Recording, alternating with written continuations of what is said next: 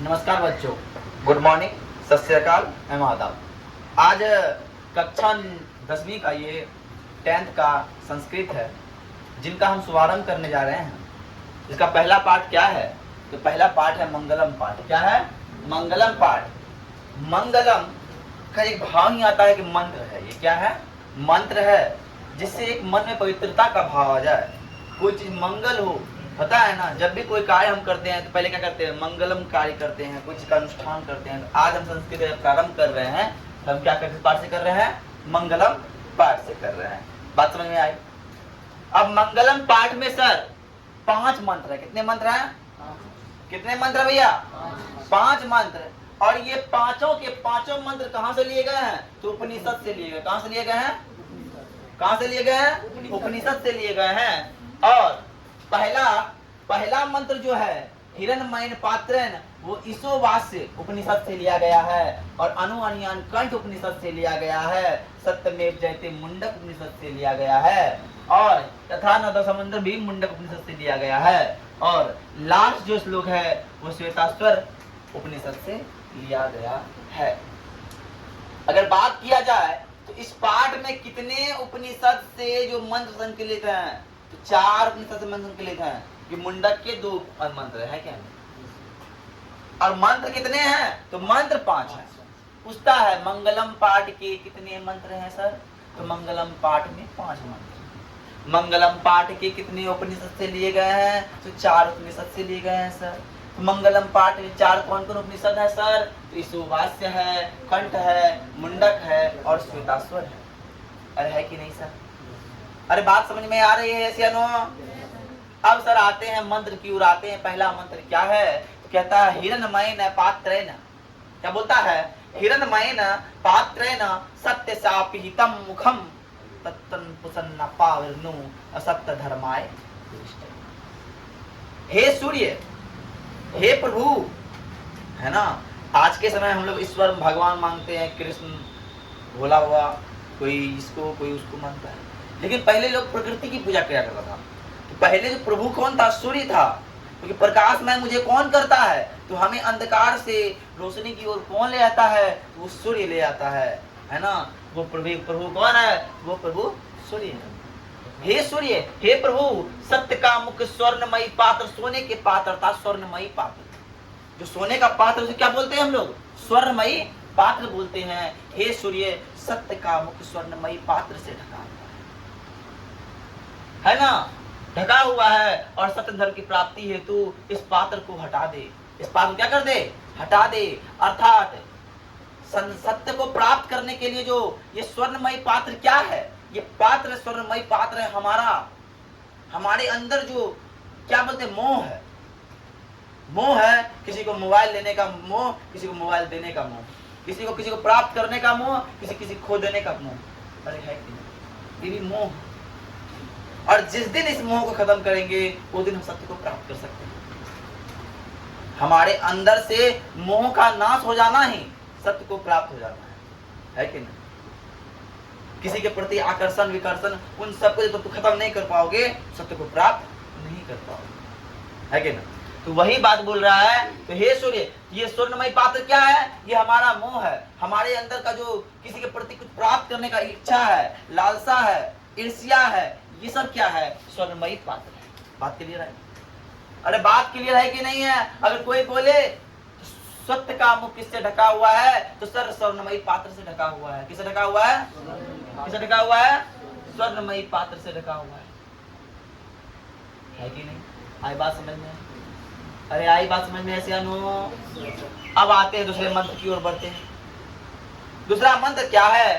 अनो अनियान महतो महियान आत्मस्य जंतो निहतो गुहायाम ताम कृतो पश्यति वीतशोको धातु प्रसादनम महिमा मात्र। बात समझिएगा। कहता है अनूढ़ अन्यान, अणु से भी जो छोटा हो या अणु के जैसा हो। पदार्थ के कण होते हैं परमाणु, अणु, वो तुमको खुली आंखों से दिखाई तो वही है।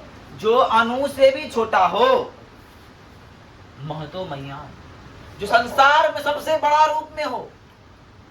आत्मस्य जंतु निरितो गुहाया, वो कौन है? वो जो है आत्मा है। वो क्या है? तो वो आत्मा है। वो कहाँ पे है? तो हम प्राणियों के हृदय रूपी गुफाओं में बंद है। कौन? कैसा है? जो अणु से छोटा है और बड़ा से बड़ा है। तो अब आता है अणु अनियान का, तो अणु अनियान आत्मा, महतो महियान का, तो महतो महियान आत्मा। अरे बाबू ऐसे अनु सर आई बात समझ। अब बोलता है ताम कृतु पश्यति वीत शोको धातु प्रसादनम महिमा मात्रम। कहता जो मनुष्य के हृदय रूपी गुफा में बंद है, उसी को प्राप्त करने के लिए विद्वान लोग शोक रहित होकर उस श्रेष्ठ परमात्मा को प्राप्त करते हैं। अब आत्मा कहाँ बंद है? हमारा हृदय रूपी गुफा में बंद है, और हमारे अंदर बंद होने के बावजूद भी हम भगवान को, परमात्मा को ढूंढ रहे हैं, आत्मा को ढूंढ रहे हैं, उस परमात्मा को ढूंढ रहे हैं। वो ढूंढने के लिए हमें कुछ नहीं करना है, हमें शोक रहित होकर परम रूपी परमात्मा का स्मरण करना होगा, तब तो हम उसे प्राप्त कर पाएंगे। तो विद्वान लोग यही काम करते हैं, जो श्रेष्ठ लोग होते हैं, विद्वान लोग होते हैं संसार में, वो यही काम करते हैं। आए बात समझ में ऐसे नो? अब तीसरे श्लोक क्यों आते हैं? जानते हम लोग रोज बोलते हैं कि सत्य की जीत होगी, झूठ की हार होगी। सर क्या है? सत्यमेव जयते नानृतम सत्यन पंथा विदितो देवयाना। कहता है सत्य की जीत होती है, झूठ की अजीत होती है, हार होती है। और सत्यन पंथा विदितो देवयाना, सत्य के द्वारा ही, सत्यन पंथा, सत्य के द्वारा ही देवलोक का मार्ग प्रशस्त होता है, भगवान का मार्ग प्रशस्त होता है। भगवान को प्राप्त करने का जो मार्ग है वो किसके द्वारा होता है? तो सत्य के द्वारा होता है। अभी हम शिवम कुमार से पूछे कि तुम दिया है? तो नहीं सर, मेरे घर पे रखा हुआ है, झूठ बोल रहा है, कैसे प्राप्त कर पाएगा ईश्वर को? हम बताते हैं शिक्षक जो है एज ए मीडिएटर काम करता है तुम्हारे और उस ईश्वर के बीच का जो मार्ग है। ज्ञान डायरेक्ट तुम्हारे पास नहीं आता है और तुम डायरेक्ट ज्ञान को ले नहीं पाओगे। एक मीडिएटर चाहिए तुमको, चाहिए कि नहीं? तुम कितना बड़ा आदमी हो, प्रधानमंत्री नरेंद्र मोदी क्यों नहीं है, उसको पूजा करने के लिए जाएगा तो तुम्हें पुजारी चाहिए ही चाहिए। बोल चाहिए कि नहीं चाहिए? जब उनको चाहिए तुमको भी एक मीडिएटर चाहिए ना। तो पुजारी कौन है? मीडिएटर है, इस भगवान और भक्त के बीच का एक माध्यम है। हम क्या हैं? एक माध्यम है।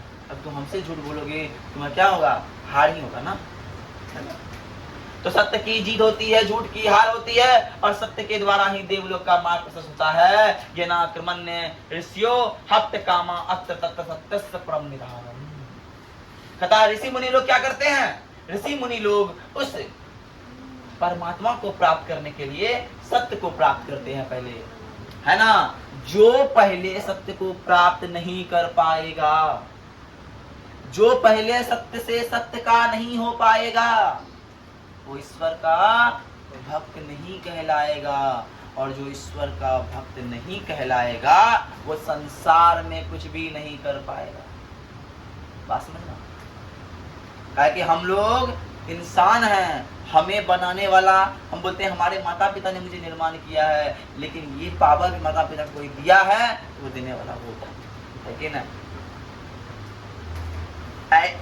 विज्ञान कितना भी विकसित हो जाए, आंख के इतना पावर वाला कैमरा नहीं बना पा रहा है। कैमरा बनाता है लेकिन आंख में जो पावर है, जो क्षमता, उसके इतना पावर वाला कैमरा नहीं बना पा रहा है। क्यों? कि वो इंसान है और भगवान भगवान होता है। अरे बोलो यस या नो? अब आते हैं सर। अब एक चौथा है मंत्र। हमने 3 मंत्र का उच्चारण किया और 3 मंत्र का अर्थ को समझा और इससे ऑब्जेक्टिव फटाफट बनाया। जब इसको पढ़ के तुम जाओगे ऑब्जेक्टिव बनाने के लिए, अब बोलोगे सर क्या सर पढ़ाए सर।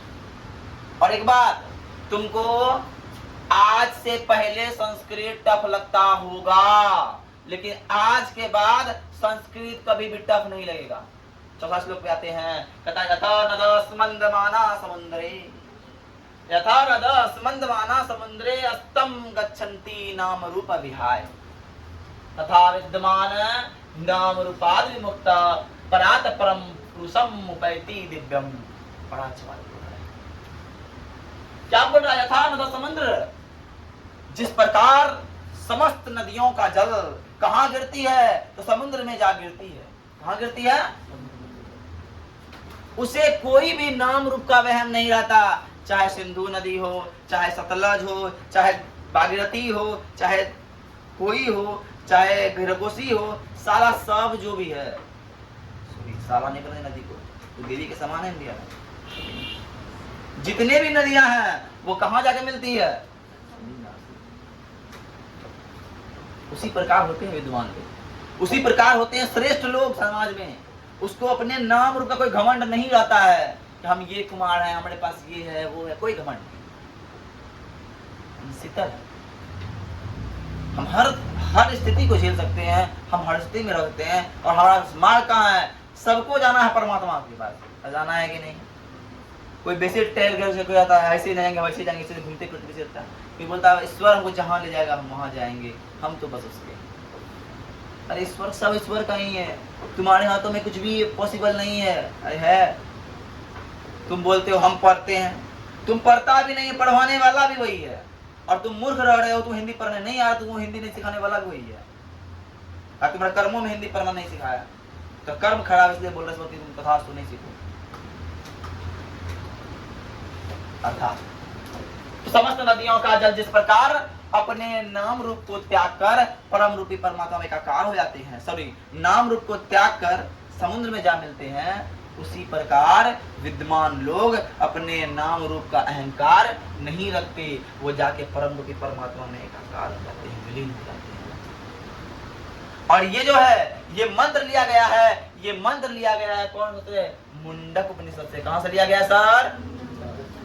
और श्वेताश्वर का एक लास्ट मंत्र है, वेद महंतम पुरुषम महानतम आदित्य वर्णे तमसा प्रस्ताव। पता विद्वान लोग मानते हैं कि परमात्मा ही प्रकाश पुंज है, जो सूर्य का किरण पुंज निकलता है वो कौन है? वो परमात्मा है। वो कौन है? और इन्हीं के भव्य दर्शन से, इन्हीं के भव्य दर्शन से सारा संसार प्रकाशमय हो जाता है। जैसे किरण की पुंज आती है पूरा संसार प्रकाश प्रकाश प्रकाशमय हो जाता है, अंधकार समाप्त हो जाती है, अंधकार पर प्रकाश की विजय हो जाती है, अंधकार समाप्त हो जाता है, प्रकाश आ जाता है।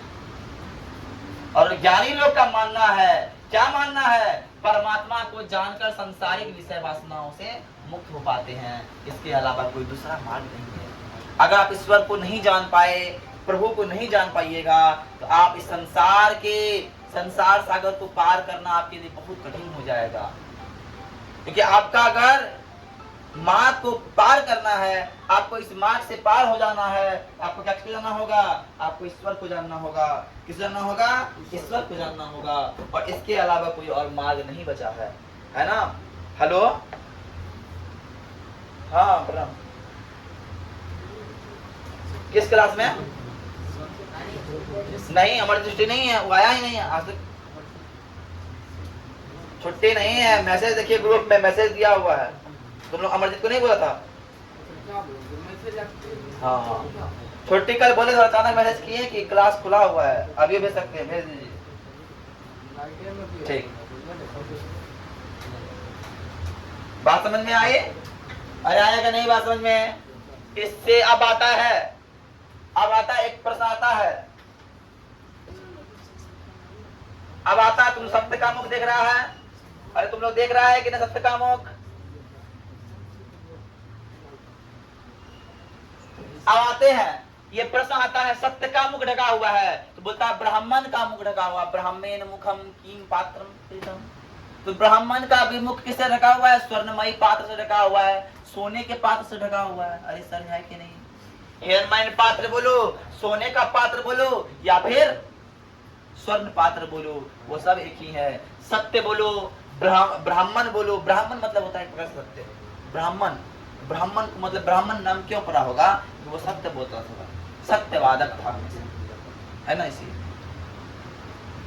तो ये चैप्टर खत्म हो गया। अब नेक्स्ट प्रोग्राम में बढ़ते हैं।